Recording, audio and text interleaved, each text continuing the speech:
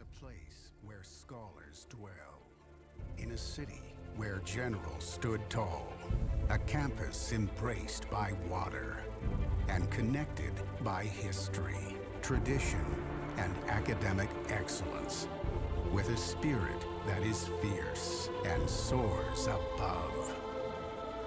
We are the Warhawks.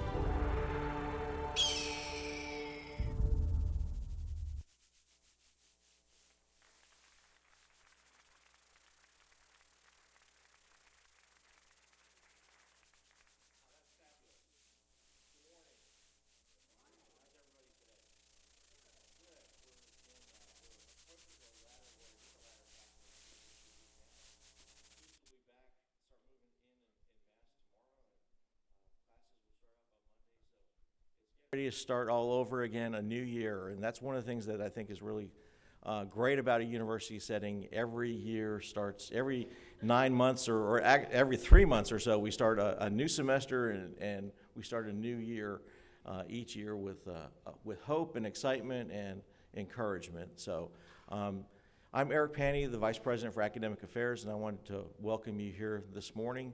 We have a couple special events going on this morning. The first of them is given by our university president, Dr. Nick Bruno, who's going to come forward and present our State of the University address. Dr. Bruno.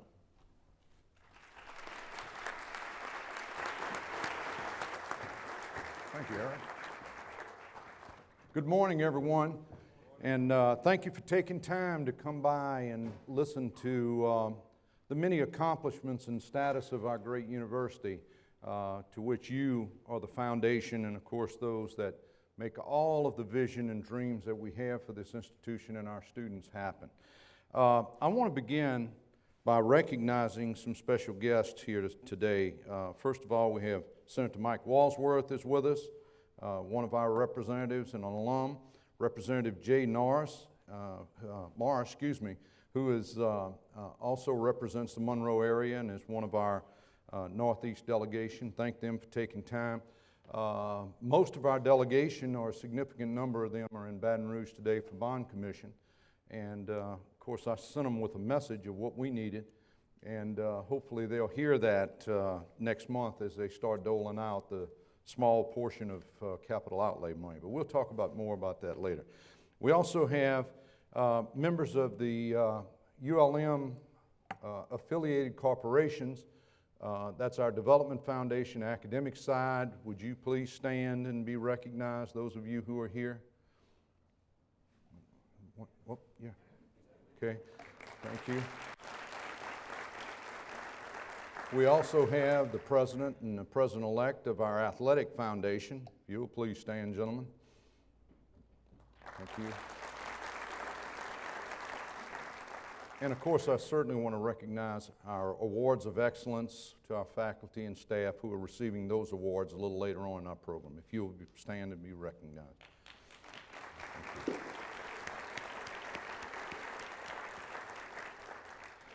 I'd like to begin by saying that we've been looking forward.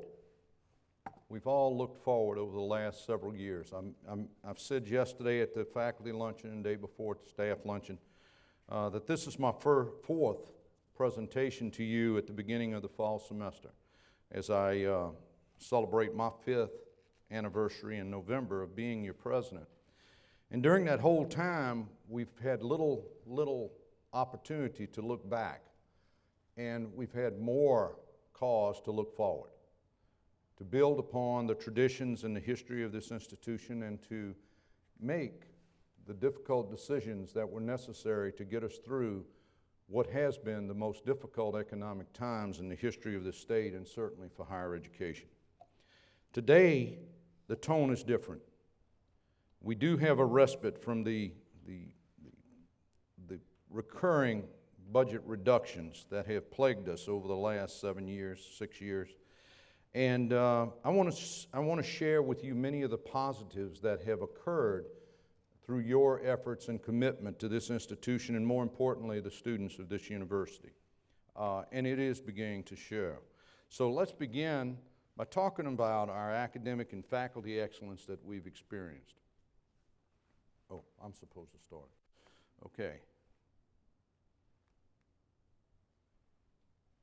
Okay. By the way, we do have a new software program here. It's called Prezi. We've been using PowerPoint, but Julia Letlow led us down the road of this new one, which is great if I can just get accustomed to it, which I will. What are some of the things that ULM has been recognized for?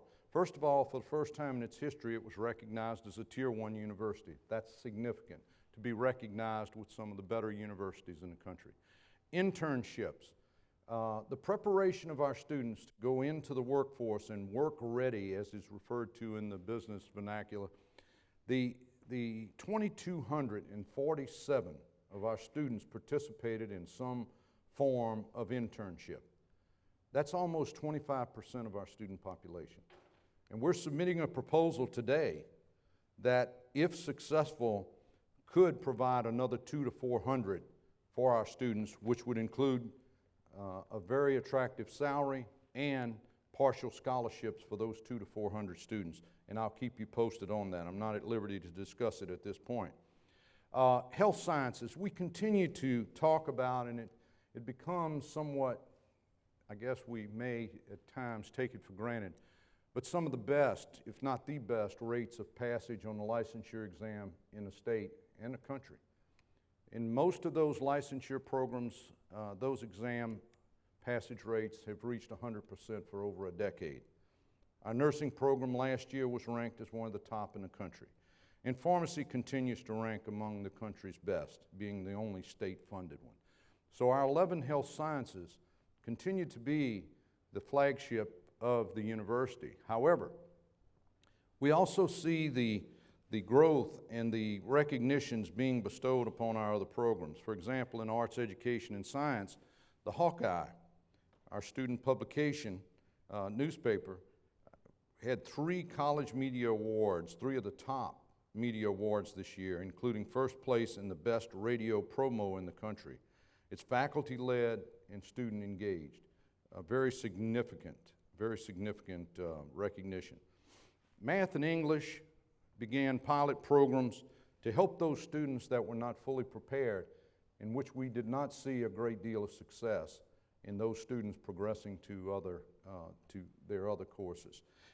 This program has shown great promise and will be expanded this year, but it was identified by the faculty, the deans, that we were not moving our students forward at the levels that we desired, and most of it was because of the preparation they have before they arrive here. So those faculty in those 2 disciplines are to be commended for their work.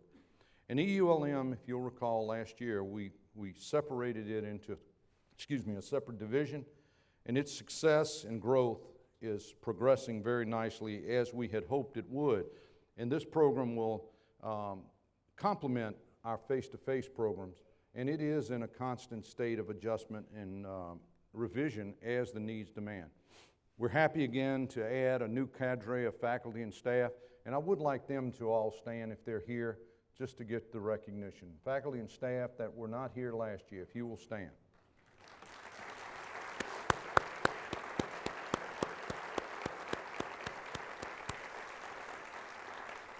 Thank you. And most of you know that there have been years where not many folks stood up. And it was good that we have the resources this year to reinvest in that. Other points in athletics. Athletics continues to be one of the front porches of our university. It gets a lot of attention. It brings a lot of focus to our university through publicity, good and bad. But we support what is being done. We applaud the work that's being done by those individuals. But what makes me especially proud are some of their accomplishments. When you look at basketball, and it was in just 4 years ago, to now have reached 3 consecutive Sun Belt academic awards, having the best program in the Sun Belt among basketball. We had 2 teams, tennis and volleyball, were also recognized this year for outstanding GPAs. Misha on the track team was recognized as an academic All-American. And then, of course, our water ski team, which continues to bring great recognition to our campus by their exploits. Those are all significant events, but we can talk about athletics in many respects. You know, basketball had the third largest or best turnaround in history here and competed on a national stage and the television and the crowds. If any of you were in the crowds at the Coliseum during last season, you saw the enthusiasm and excitement of not only our students but our community as well as our faculty and staff. So success breeds success, and we are very optimistic this year as we move now into our fall sports. Football, which kicks off in 2 weeks. Soccer tomorrow plays its first game against Louisiana Tech. So if you're not doing anything, go on out and support them. And then volleyball is shortly behind. And of course, in fundraising, athletics through the direction of the athletic director, Brian Wickstrom, raised funds sufficient to build the new field house, which is under construction, and we'll talk about a little bit later. Now their efforts are turned to supporting the program's day-to-day operations, including support of the coaches and athletes as a whole. And through the foundation, both athletic foundation, we are very grateful for their efforts in that regard. New construction, this is always a sign of a vibrant campus. It also is a sign of support by our legislative delegations, many of whom are not here. But we also have had significant success from private funding. Most of you are aware of the Lou International Center was opened this spring. If you haven't been in there, I encourage you to go by. It's a beautiful facility. It has brought a great deal of pride to the university and our international students and has significantly impacted the recruitment of those students. The water ski team, who had, as we said, 26 national championships, were operating out of what many people would consider a barn. Looked like a fishing village, you know, it was pulled together. In fact, I think the roof is currently a tarpaulin. So the students, through their fees that they assess themselves, along with fees dedicated for facilities such as this, are building a new water ski facility for them. I told some of them the other day, now, you've been operating so well out of this facility, as we call it, so hopefully the upgrades will not soften them and they'll continue their trends of championships. 4 straight, actually, national championships. Schultz Cafeteria is a privately funded by Aramark, the food provider. Dr. Steve Richters, and renegotiated that contract this year, and there were several $1 million that Aramark committed to improvements in the sub as well as the cafeteria. They're putting the finishing touches on that. It'll be ready this fall, actually opening Sunday, I believe. So if you have the opportunity, go over during the day and have lunch with them and see it. It's really going to be a beautiful facility. Doppler radar, this was another project funded by a GOSEP grant. And as you can see, I was watching everybody break ground on that. Dr. Panny insisted that I use the shovel. I said, no, I'll just stand here. You go ahead. Being an atmospheric scientist, I want him involved from the ground up. But this facility is underway now. We're hopeful that it will be completed in October. This will not only have a significant impact on our academic program, which is the only one like it in Louisiana, but it'll also provide a significant service to the community, because Monroe, there's a strip between the Shreveport radar and the Jackson radar that does not provide us accurate weather. And many storms are not projected because of the height of the storm, and this will fill that gap. So not only will it serve our students in a laboratory setting, but also will serve our community. That was a little over $3 million. Sandal Hall, really exciting building, beautiful facility. It is scheduled to open, we hope to occupy it in February. Thank our legislators. This was a project that had been, I actually, as vice president, put it in our capital outlay request in 2002. And it was funded in 2012. So it took it, quite a while to get there, but thankfully they were able to lobby for us and get that building. It's going to be a marvelous building. It's beautiful, as you've probably seen it rising up, and it'll host most of our student services, some academic labs, the radio stations, state SBDC will be in there, so a number of great facilities where students walk right in and get all of their issues taken care of in one place. The end zone facility, I talked about that. That's the field house over on the upper right. It's coming out of the ground every morning when I walk my dog. I wait for the concrete trucks. They're not quite there yet, but hopefully they'll be underway and we'll begin to see that project develop pretty quickly in the next month or two. The Student Events Center, it was formerly known as the natatorium. If you'll recall, a couple of years ago, the students talked about transitioning the natatorium into a, quote, event center. Many of our spirit groups and student activity groups do not have a place to practice. They still utilize the Brown Gym. When the Y decided they could not continue the operation, the students again engaged us to move forward with that. This past spring, they committed, how much was it, Camille, Bill? Yeah, they committed $350,000 a year for 25 years to do renovations. It's currently in design. The project budget is $1 million, but not only will it accommodate the practice, it'll have a large facility that can accommodate all of our freshman classes, which we don't have any location now to do something like this. So this one will have 800-900 capacity and will also serve the community as it relates to other events, small conferences, receptions, etc. And then health science renovation, again, thanks to our legislative delegation, we do have some planning money in the capital outlay bill this year. That, in my opinion, is our most significant need. With the excellence of the health sciences, we still have two buildings actually, Caldwell and Sugar, that are not up to par for our programs. So that's our next effort, and we're working very hard with our delegation to get our funding to begin the planning this year with the hope that we can start construction next year.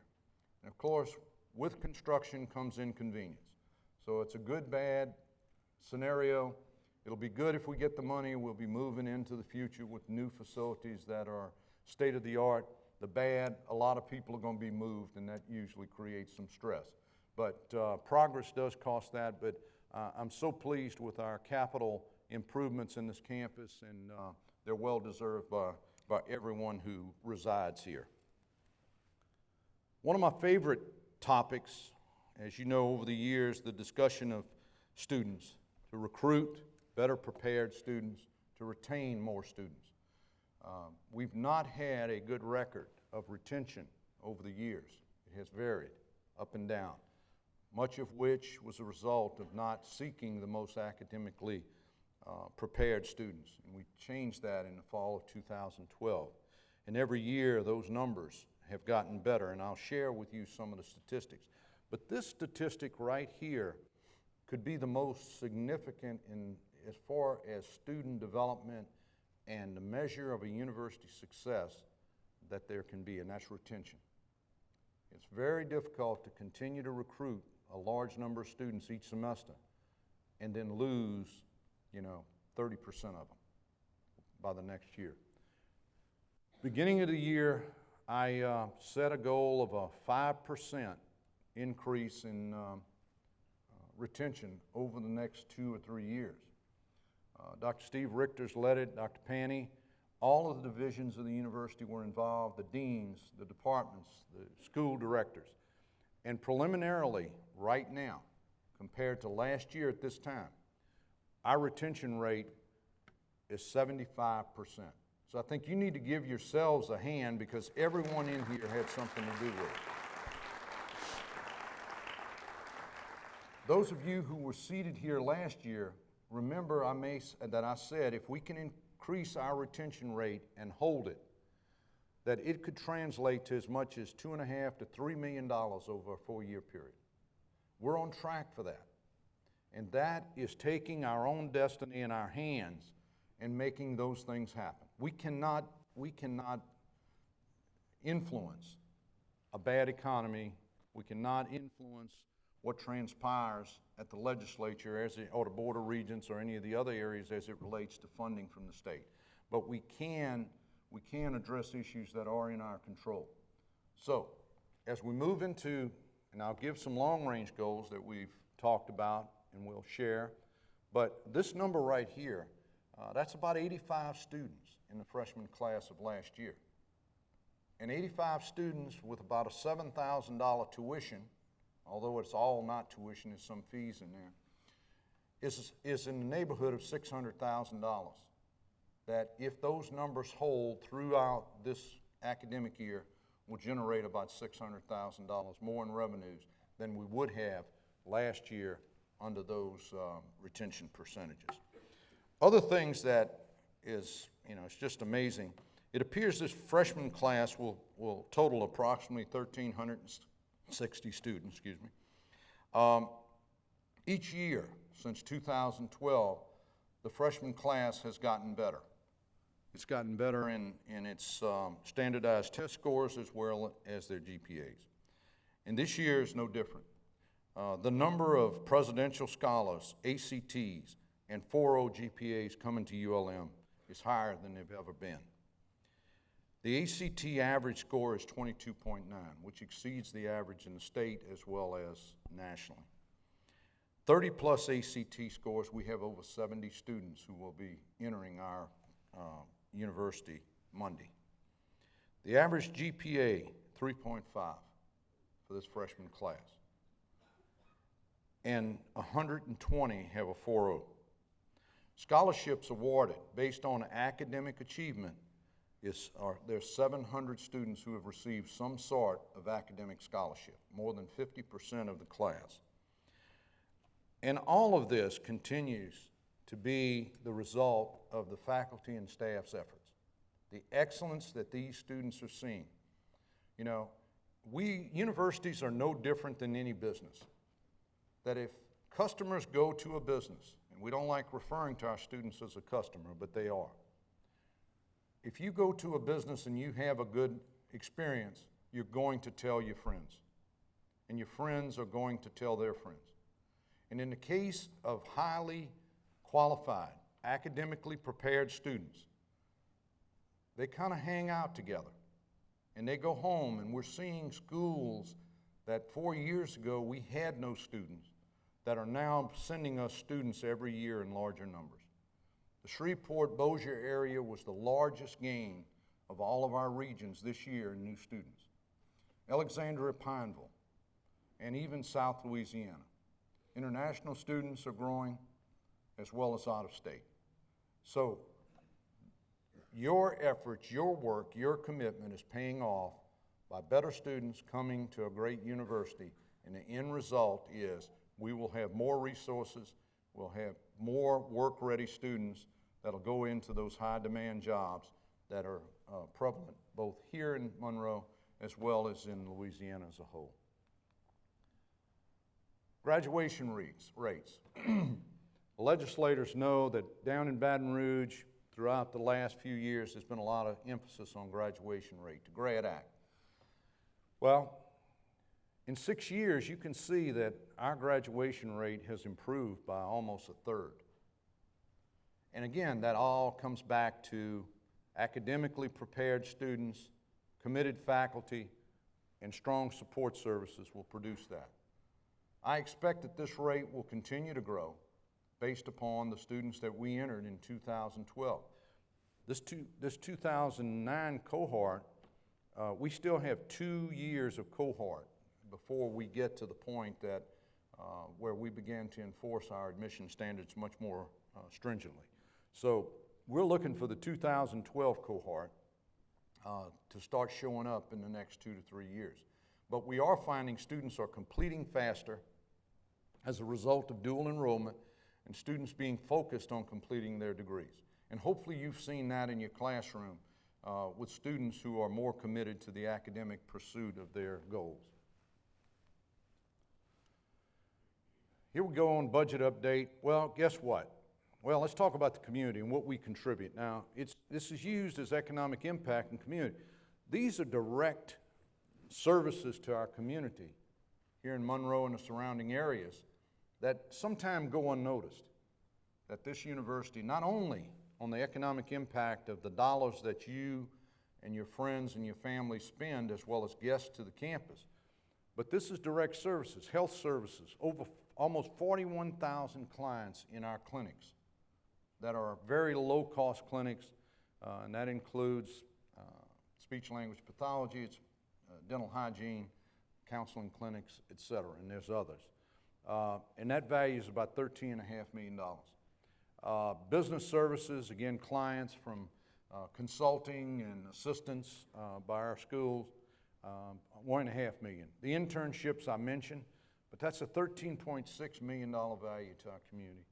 And athletics, 105 home games, attendance, 188,000 people who came into our area and spent money, as well as our individuals who came and enjoyed one of our athletic events. And then arts and cultural events, which goes unnoticed in many circles, but the quality of life issues in our region are dependent upon our visual and performing arts and the utilization of our facilities. Again, over 98,000 people who participate in that. Budget. Okay, as you can see, we continue to compare to 2009, which was the peak of our finances, $88 million. 2016, we've got $79 million, which is about $3.6 million more than last year, based upon our estimates of enrollment. And while the curve is changing, as you can see in the last couple of years, these increases are the result of student tuition. We still have not gotten an adjustment as it relates to our state funds, which we cannot continue to grow the university as we hope simply with tuition. We have got to have some state support, particularly because of high-cost programs that we have here. Students cannot fund the full cost of their education in a high-cost program. And those high-cost programs include the sciences as well as health sciences and of course, pharmacy. So this is a good trend, but we need that trend to get better. What's not reflected in here, of course, is the issue of, as you can see, we're still $9 million below where we were, but the other factors, our mandated costs, which we've been paying for over the last 7 years, that's running now about $8 million a year. So we're still behind about $15 million from 2009. The SOAR campaign is, as you know, the foundation, Academic Foundation's effort to raise $54 million for this university, primarily in scholarships and teacher support. I'm happy to say that that program is off to a great start. I think there's 3 years, Susan, left, 3 years. We're at 44% of our goal of $54 million. And the goal is to increase our campus participation this year up to 80%. So hopefully you'll see your finances will allow you to participate this year. And again, as I said last year, whether it's $5 or $50 or $5,000, your participation is significant as we go out into the community. We can tell that our own employees and staff are committed to this program. So that has been very significant. I think we have somewhere in the neighborhood, tell me how many professorships we have waiting for funding, Susan? 9 professorships currently are in the queue waiting for funding. And how many chairs? 1 chair that's waiting for funding that'll be submitted this year. And we have several that are currently being discussed with donors. And those chairs, as you know, and professorships add support to the faculty, and that's one of our major goals. Okay, let's talk about the strategic plan and, again, how we're doing on that. Let's reflect on what were our goals for this past year that ended and how we fared. Okay, so here we go. 5% increase in retention. We made it. It was amazing, we made it, and it actually may be a little bit higher. It was a very ambitious goal, but through everyone's help, we did accomplish that, or at least at this point, it appears we will have accomplished it. Academic reorganization continues to, I guess, evolve, but the success of interdisciplinary programs and new programs has shown that the collaboration among the faculty in the various disciplines is working. EULM, again, as you know, we spun it off last year into a separate division where we started an 8-week class model and increased academic advising for online students and support for students by providing faculty and recruiting. This program grew somewhat last year. We have higher goals for it to grow even more and to expand upon the very good base we have. Revised evaluation system, I'd like to look at this more as an improvement system that we all need to know how we're doing and how we can improve, including myself. So the vice presidents and all staff are now unclassified and faculty have a new evaluation system, and with the cooperation of the Faculty Senate and all of the staff, hopefully we'll be successful in improving all of our performance as well as the university as a whole. Technology expansion, you know, we've got a couple of things that are going on with that. We were able to facilitate putting our backup data in the cloud. The university was at risk because all of our data was on one system. Dr. Richter's were negotiated getting all of that backup data now in the cloud, so if we do have a problem, we're able to recover our data. The fire at Walker Hall really brought up an issue that I think exists at many universities and many agencies, but we've now protected ULM's data in a way that we can retrieve it in the event of any kind of disaster.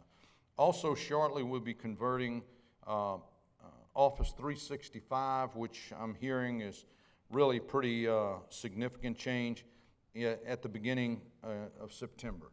So you'll be getting more information on that pretty closely, and hopefully you'll enjoy that. We're also looking at a couple other things for this coming year, which includes voice over IP, which is Internet Protocol. I was informed of that, for those of you who didn't know that. If you all knew it, I'm embarrassed, but that will save us considerable amount of money. We have a multi-million-dollar phone switch currently, and that switch is aging. It's almost 12 years old, maybe even older.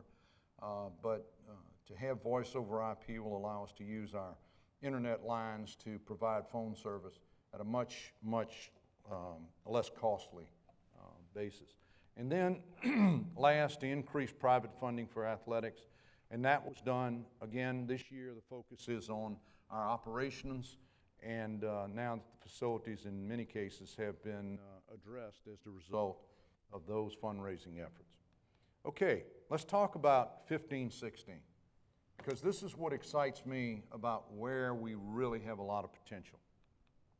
Innovation. A lot of innovation is going on this campus, and you know, new programs are coming out, and what we want to do here, and I've spoken with Dr. Panny several times about this, is create some innovation sites. There's one in Walker Hall that we want to move forward with as quickly as possible. There'll be one over in Sandal when it opens, to allow faculty and staff to interact not only but interdisciplinary, to bring new programs to the forefront, that there's not only a demand but an interest by our students. While our traditional programs continue to attract and certainly will have a place, we have to look at those new programs. For example, the latest program, 2 programs that we have rolling out this year, the Masters in Public Administration, and which already has 28 students in that program, and our Masters in Nursing, which we hope will open up in spring or summer at the latest. And the Masters in Nursing is in geriatric medicine. So we're very excited about those, and we're looking for more, and many are in post-baccalaureate certificates to give not only new students, but those who are underemployed the opportunity to come back and within a short period of time gain some new skill sets and make them much more valuable to provide better living for their family. Collaboration, it goes back to that again, for all of us to collaborate, not only the staff and faculty, but the administration also. And this is important because collaboration has brought us to where we are today. We may not have been able to put our finger on this fact of collaboration, but we have all collaborated by meeting the challenges that we've been facing. So now we want to put it in a formal goal that we encourage those of you who are in different disciplines to talk to each other, to work with each other, and to come up with those innovations and through collaboration that makes it, this university a place where people look at and say, you know, they're ahead of the game, they're ahead of the curve. Community partnerships, these post-baccalaureate certificates that are coming out that have been worked with Chase, CenturyLink, St. Francis, the banks, and have resulted in post-baccalaureate certificates in accounting, computer information. We have a new one in mortgage analytics, which was specifically requested by our bankers and Chase in the mortgage industry. So we're reaching out. We have one, I think, over in toxicology. Am I right, Dr. Blaylock? That'll soon be out there. So these are the latest thing in higher education, where we take individuals with degrees that decide they may not want to be in that program, and we can re-educate them in a short period of time and move them forward. So please be thinking about those with community partners.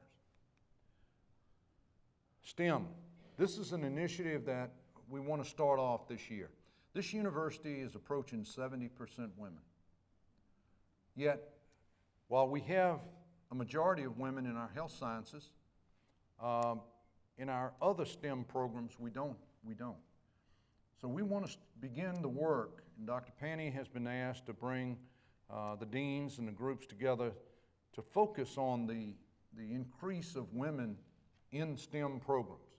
These are the demand programs that we hear nationally, we hear regionally, and we hear locally, that the demand for those individuals are high. And with our high proportion of women, we must engage those young women to look into these fields and what will it take for us to incentivize them to do so. 2020, I want to talk about that. We're 5 years away. And I'd like to challenge everyone here and to challenge us as to what we want to do in the next 5 years.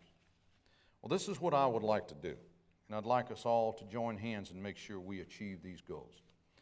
Number one, to reach 9,000 students. That's approximately 500 more students than we have currently. But remember that retention number. If we retain 85 a year, more than we did the previous year, that's 320. That would put us at 8,900 students. I do not want to sacrifice the academic quality. I do not want to reduce the standards that brings those outstanding students here. So therefore, let's maximize those we do recruit, let's retain them, and let's hit that 9,000 figure. As you know, I have never placed a target on this institution as it relates to size. I've always been committed to the quality and retaining those students. It's much easier and less expensive for us to retain a student than it is to recruit a student. So that's number one. Number two, in the next 5 years, I'd like to see our retention go to 80%. It is doable. It is absolutely doable. And sometimes it's accomplished by simply saying thank you to a student, showing them a location, and this is a campus-wide effort because that's significant to them. And the graduation rate would be 45%, which is also very, very achievable. And if we get to that point, we will then be among our regional peers, which has been the challenge that has been cast down for higher education for many, many, many years. And again, you saw the results you've had, and it's not out of the ordinary that we can't get to 45%. I really think we can get to 50% if we all work together to find the ways to keep more students engaged and to get them in and out of here in less than 6 years. And 6 years is the federal rate that we all measure by. So those are the goals. We'll talk more about them as we go into this year and we engage more and more of you to participate, and I encourage you to please support that. Marketing. Well, we reorganized the Office of Public Information, and Lisa Miller is now no longer responsible for registrar and admissions in those areas, but she has taken on public information. And this is their first effort, and the video was their first video, and I think they're doing a great job. And we'll just see, but we're trying to focus. What are we all about? What is this university about? And when I speak to people and students here, and as I go around the state, whether it's Shreveport or New Orleans or Baton Rouge or Lafayette, wherever I go, there are two prevailing factors that stand out with this university. There are two. One is the beauty of this campus. When people arrive on this campus, they're really put back by the beauty of this campus. That's number one. The second thing is the friendliness and the commitment of the faculty and staff. Those are the two significant areas. And then the third, of course, is the academic excellence and quality of our programs that are being recognized for what has been, for many, many years, the hallmark of this university. But now it's becoming much more public. And that is a very, very, very significant thing for us. We're no longer the little country university up in North Louisiana in a place called Monroe. We are the University of Louisiana at Monroe that people look to as innovators, as people who care about their students, and who graduate students who enter the workforce and become very successful. That's what we're all about. That's what we want to continue to be about. And I don't know about you, but that's where I would want my children to go. And that is where my child goes. So we want faculty and staff's children here. We want our alums' children here. And we want people from all over the state. And as the regional mix of our university changes, and we may be at 60% this year. I don't have that number. Lisa, I know you're watching, so you didn't give me that number.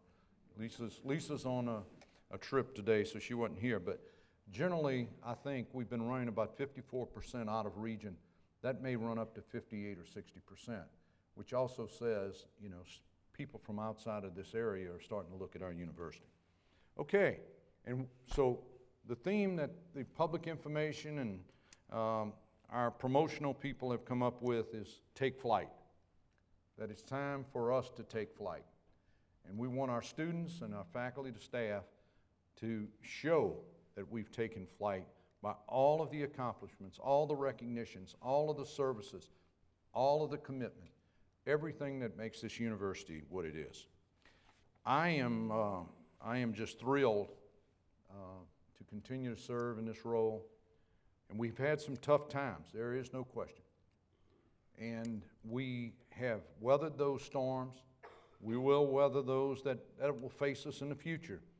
But right now, you know, it's time to take flight, to look forward, to be positive, to combat negativity. There's always the temptation to be negative. I feel that way myself sometimes. But I have to move on because I do know that we will have better days, and we're in the middle of them.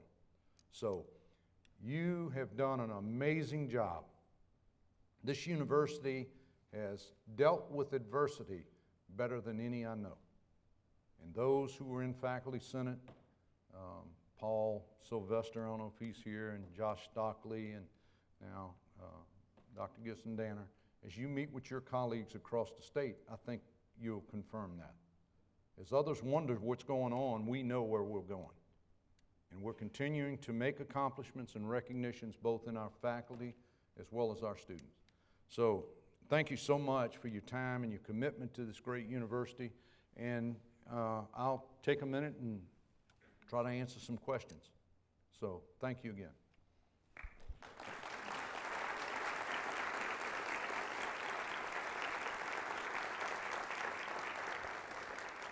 Any questions? Can I answer any questions?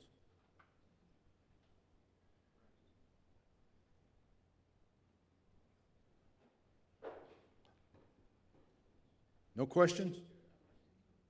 Well, I'd like to think I did that good a job, but, there is one thing I forgot. Last year at this time, we announced a one-time pay adjustment, and that if the budget was stable, we would convert that to a permanent adjustment. Next week, we have presented to our board to make that adjustment permanent for everyone who has been here at least a year from July of 14. So that's our little, I guess, how might I say it, recognition of your work. And it's not the end. If we get through this year, get through the first half of the year to see what's happening, we all look at oil prices and stuff and wonder what's going on. But depending on enrollment, hopefully this may not be the last adjustment we see this year. But that 1,500 and the civil service raises will be reenacted for this year. So, and it'll be in your permanent base, the 1,500. So that's just a little something there, and we hope to have more. Okay? Mm-hmm. No, I didn't. Okay, and once again, the person I normally forget to recognize, my wife Linda's here also, so thank you.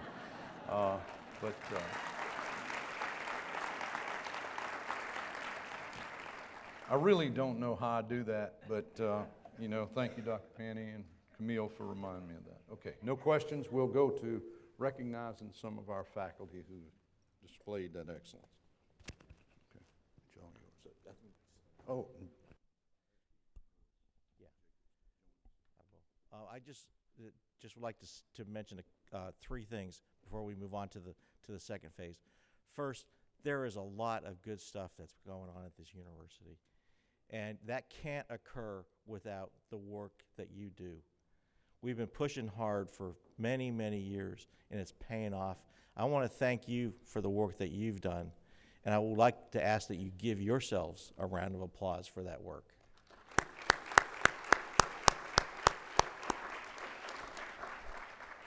Second, the spring was a very exciting time of the year this year, and the legislative session was a very nerve-wracking time for a lot of people.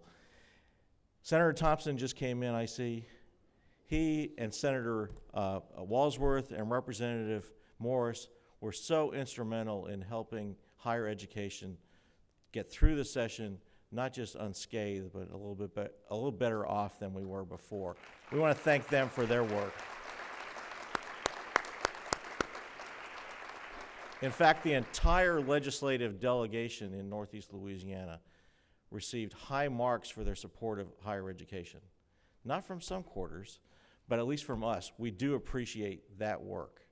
And finally, the last one I want to recognize is a guy whose tireless efforts, I've never seen anybody work like he does, and that's Dr. Bruno.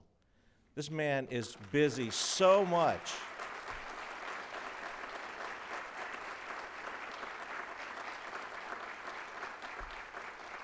He's provided that leadership. He's steering the ship, and the ship is right, and it's going in the right direction, and it's getting better, and I thank him for that work. Okay, so now we can move on to the next part. This is the 5th year that the ULM Foundation has awarded its excellence awards to the faculty and staff in a variety of different areas. This is one of Dr. Bruno's initiatives when he first got here, was to reinstate this program. And through the collaboration with the ULM Foundation, that was made possible. I'd like to ask the chairman of the Board of Trustees for the ULM Foundation, Mr. Joe Jacobs, to come forward to join us today in the presentations. We have 6 honorees that we're going to recognize today for their achievements in research, in scholarship, in creativity, and in service. Their support makes the generous donations that they have made toward this cause make this possible. And each of the recipients will receive a nice plaque, and can I say the amount? Can I say the amount of the award? Yeah.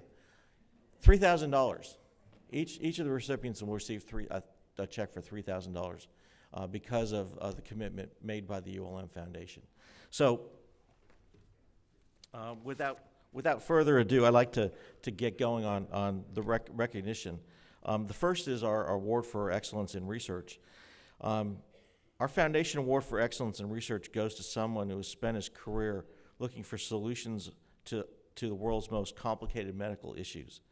His research has earned him numerous accolades, including grants, chair positions, and a patent.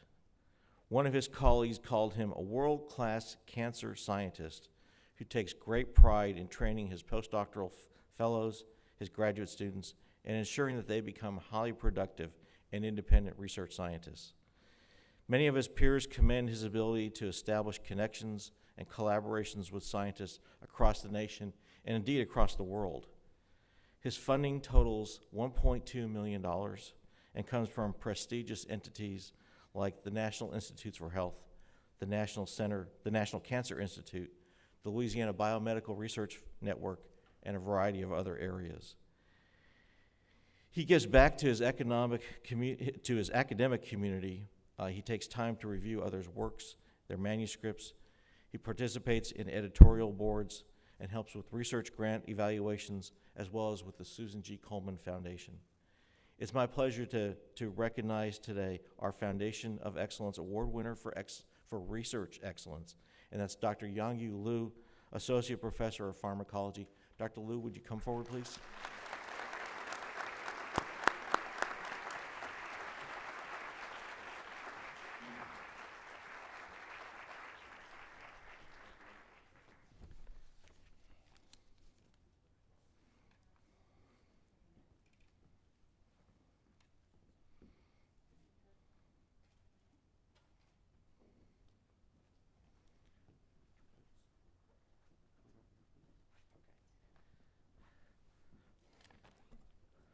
Our second award is for creative and artistic activity.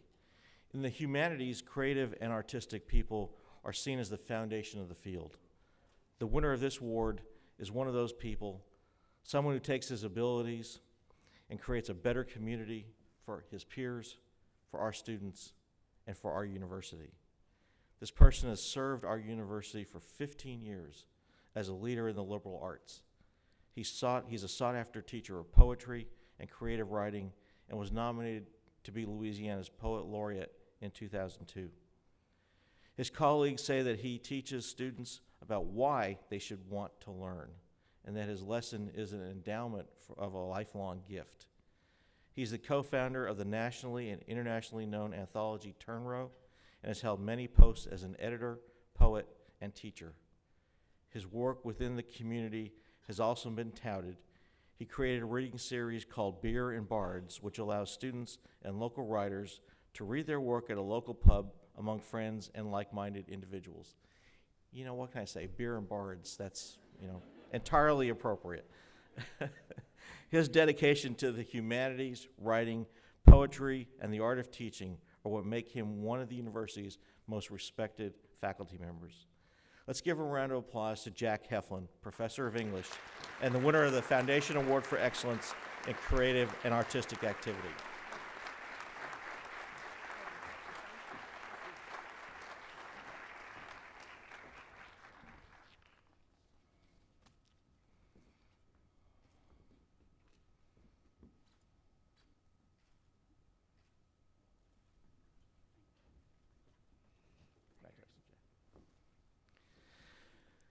There's a lot that can be said about our next recipient, and all of it's good. His hands are in just about everything on campus. He can be seen at numerous seminars, athletic events, at social events, both on campus and within the community. His service memberships have included being a committee member on the Sun Belt Conference Governance Committee, serving as vice chairman of the Conference of Faculty Athletic Representatives, board member of the Louisiana Radiologic Technology Board of Examiners, and many, many more. Not only does he participate in academic and athletic-related service positions that help our university, he spends time in the community as well as a member of the two Penny Missions Board of Directors and the Claiborne Christian School Board. His colleagues commend him for his willingness to serve, his leadership, teamwork, and resourcefulness, qualities he perfected during his time as his first sergeant in the Louisiana National Guard. He is said to always be committed to the vision of each organization he serves, and he has held just about every elected position in most of those organizations. Please help me to welcome the winner of the Foundation Award for Excellence in Service for Faculty, Mr. Brett Bennett, Associate Professor and Head of Radiologic Technology.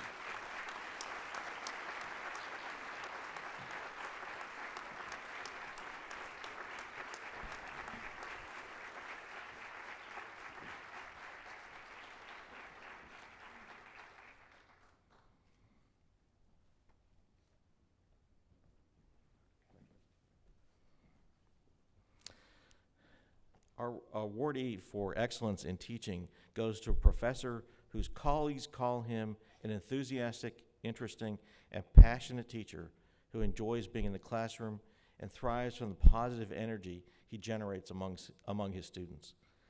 His students call him the best professor they've ever had, someone who inspires them to study, and a teacher who makes learning fun.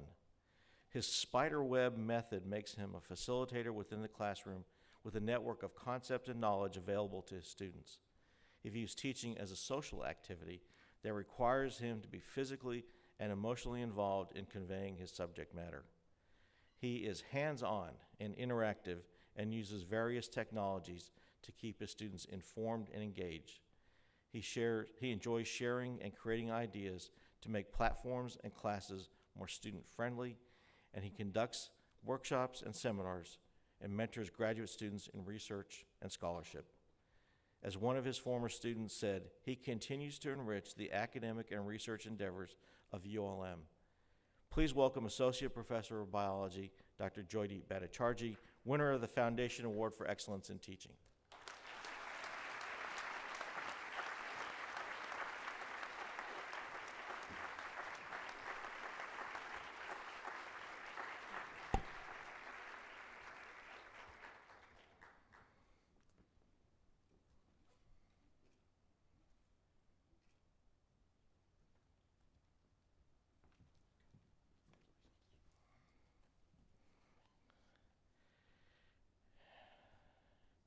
Everybody knows this person, the winner of our Service Award for Unclassified Staff. And if you don't know her, you'll come to meet her at some point during your time here. She's active both on and off campus and provides her skills and enterprise to university and community projects. Her dean said she is a person of high integrity and tireless energy who never says, "It's not my job."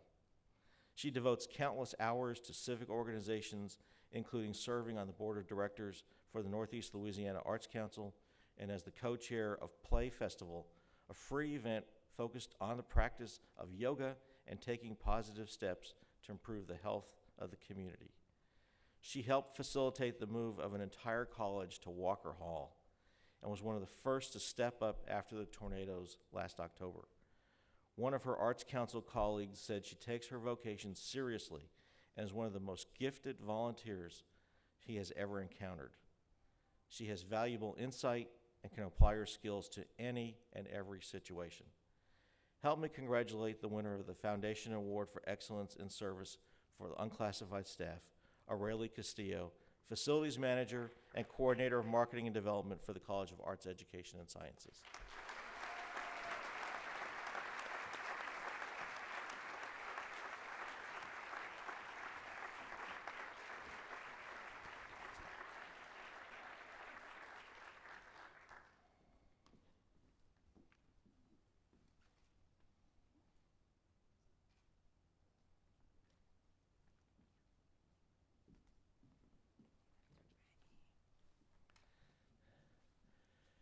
And last but certainly not least is our Excellence Award for Service among the classified staff.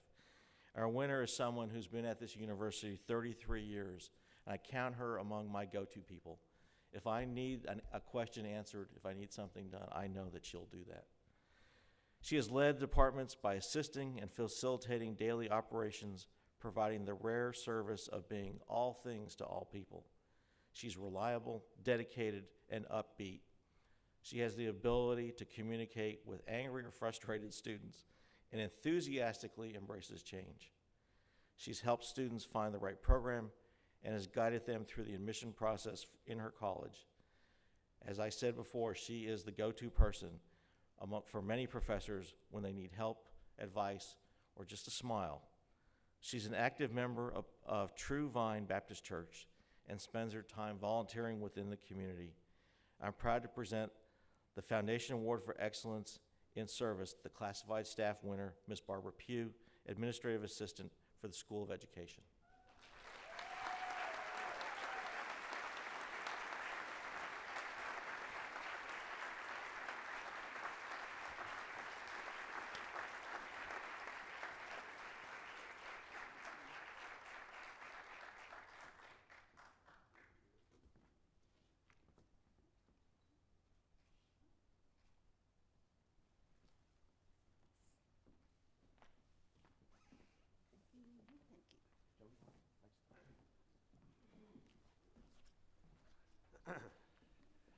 I was a little worried I wouldn't get to speak.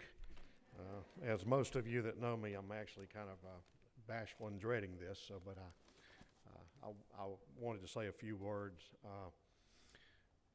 The ULM Foundation is asked in today's climate of education continuously to step up.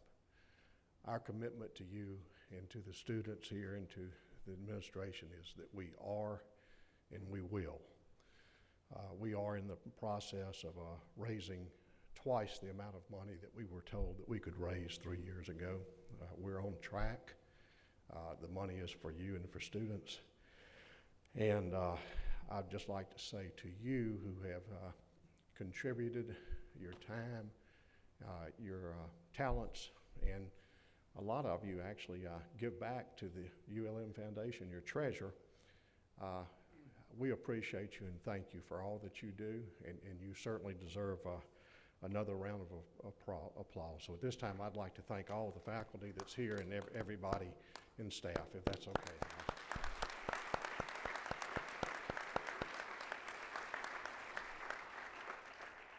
Susan, if you'll stand up, I'd like to recognize Susan Chappell, and what I was going to tell you along the lines of contributing to your treasure, she'll be looking for you all again this year to give to the foundation, so thank you. We manage about $65 million in assets. Our goal is to be at $100 million in the next couple of years. All that money flows through us and flows back to the foundation and to the students for the betterment of ULM. So I just want to tell you, we do appreciate you. We are looking for help. Those of you who know of community leaders, those of you who know of people that want to do partnerships, that want to contribute money, that want to set up endowments, we are aggressively looking and could use your help in these areas. So please be a part of our fundraising and our relationship building in the community. Thank you very much. And congratulations. Congratulations.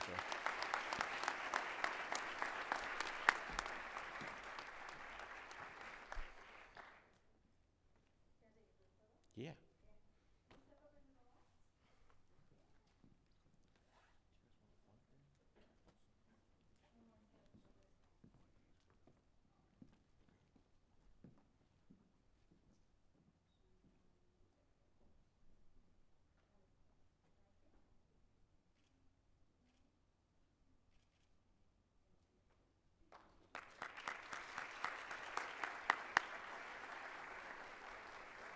I think we have a really great group of winners this year, and a group to be very proud of. I would like to mention just a little bit, maybe you haven't had the pleasure of working with Joe Jacobs, but it's been a real honor to work with him over the past couple of years when he has served leadership among the volunteers in the ULM Foundation. Here's another tireless worker, a guy who's on the road a lot and makes the time out of his, among his many businesses to carve out time for the university, his alma mater, and make a significant difference for it. Dr. Bruno mentioned that they have raised money for 9 professorships that are in the works to get funding. He didn't mention that there are also in the works 8 chairs.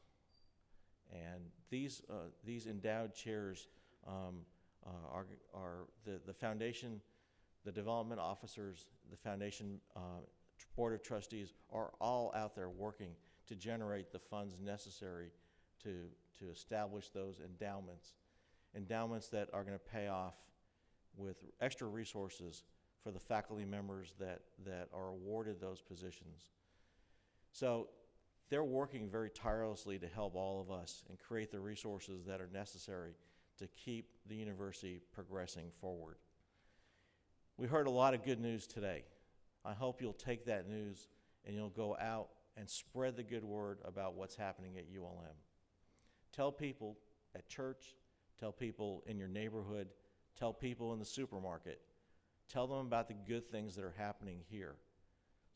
We're working to be recognized among the best universities in the South. We're making progress on that because of your work. Spread the word.